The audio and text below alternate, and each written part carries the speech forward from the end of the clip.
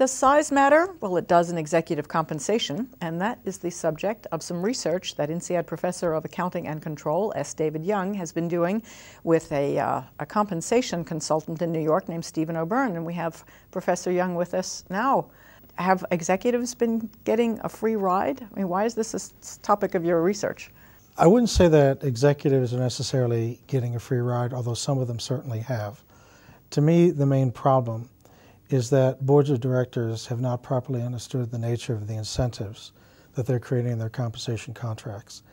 They think they're creating strong incentives. They think they're incentivizing top management to do the right things.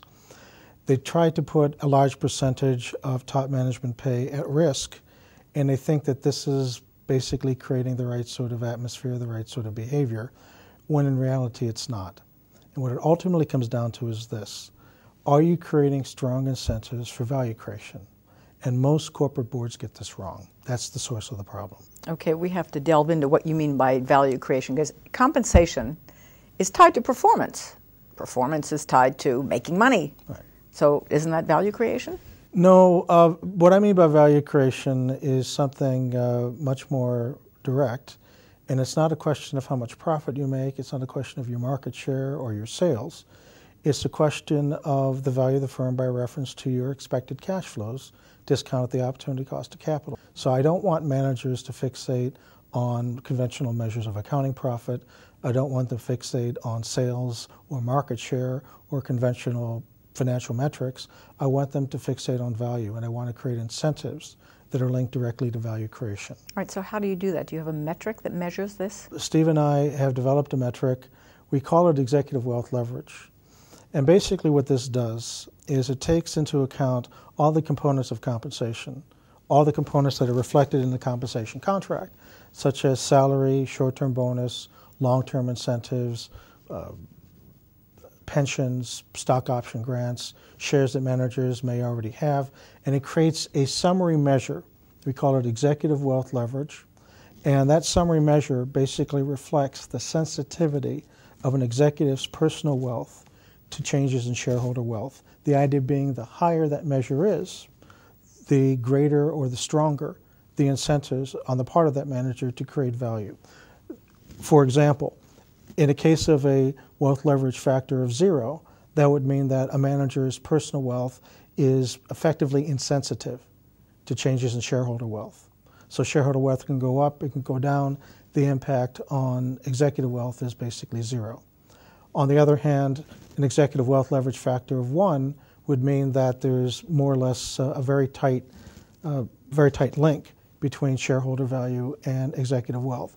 Our research finds that in the United States, and that's where our research tends to focus because the data is readily available in the public domain, the typical CEO has, and this is of large publicly traded companies, has a wealth leverage of somewhere around 0.5, 0.6.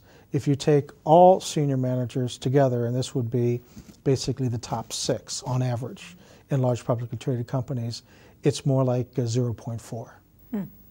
But what do you do when something like the recession comes along and just tears up the balance sheet, and it's not really the CEO's performance that has anything to do with loss of shareholder value?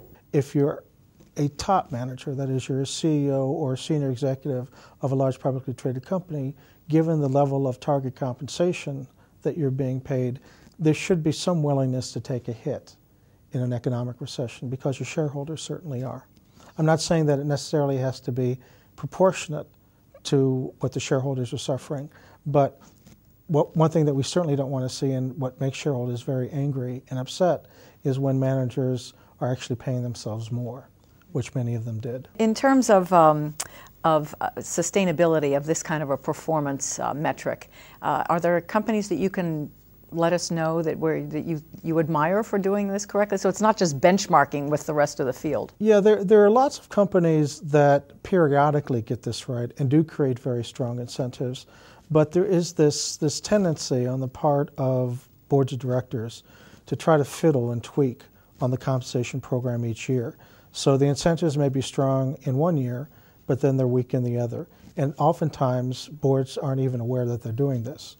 But there are some paragons, examples of companies that not only create strong wealth-creating incentives for the top managers, but seem to sustain that, seem to do it year after year. One of my favorites is Johnson & Johnson. Another example would be Valero Energy. United Parcel Services is another good case. ExxonMobil, an example of a very large publicly traded company that does this pretty well. So there are those paragons out there that you can look to. How long do you think the public outrage over CEO compensation is going to go on, and how is that impacting your research? And how is it impacting compensation? I think some of the anger is well understood, but I think some of it is misplaced. I think a lot of it is just frustration. Frustration at all of the suffering that many of us have been forced to undergo as a consequence of a very deep economic recession, one that's worse than any that we've experienced in our lifetime. And yet we notice that there are certain corporate executives, particularly in financial institutions, who've made out like bandits. And so I think that it's going to continue for a while longer. The only dependable way, I think, for boards of directors to diffuse the crisis in the long run is by scrutinizing their compensation practices more carefully and to have a clearer idea of just exactly what kinds of incentives, what kinds of behaviors are being encouraged through their compensation program. And I think that if we are more scrupulous in terms of designing programs that, for example, create high levels of wealth leverage, executive wealth leverage for top-level executives, and do so consistently year after year after year, there may be, and may continue to be, a lot of short-term anger in the general public towards compensation practice. But I think we'll start to see more and more executive compensation linked to actual performance. I don't mean performance as arbitrarily defined by a company. I mean performance defined as value creation. And when we start seeing compensation more directly linked to the only performance that really matters, I think in the long run that will diffuse the controversy. Let me end by asking you if these ideas from this research are beginning to gain some traction in different boards, and how you're hoping to be able to convince people to follow these ideas. Steve and I have had some measure of success in getting our research published in high-profile journals. For example, we just had an article that appeared in Journal of Investing, and we're starting to see some measure of traction with these ideas. One of the ways that we've been able to get the point across, and I think convince a growing number of board members, is by developing a second performance metric. And this is something we call sales wealth leverage. What this other metric does, sales wealth leverage, is it measures, in a summary way, the sensitivity of executive wealth to changes in sales.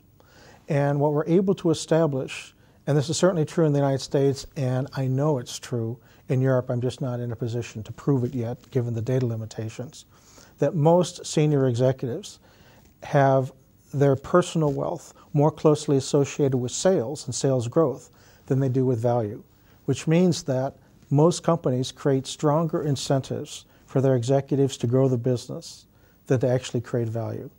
And what that does is it creates very powerful incentives for value-destroying growth.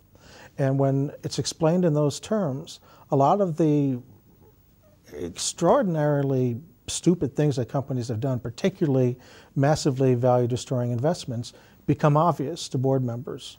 And so by explaining in that way and providing them with these tools, it's starting to gain some measure of acceptance. The uptake on it up to this point, I'm sad to say, is relatively limited, but we're confident that within the next 4 or 5 years, we're going to see a growing number of boards in the United States and Europe taking this on and trying to create stronger incentives that ensure, at the very least, that managers have stronger wealth-creating incentives than growth-creating incentives. And that way, I think a lot of the value-destroying acquisitions that companies have been prone to make in recent years, the incentives for those will be diminished. Great. Well, thank you very much, Thank Professor Young, for being with us on INSEAD Knowledge.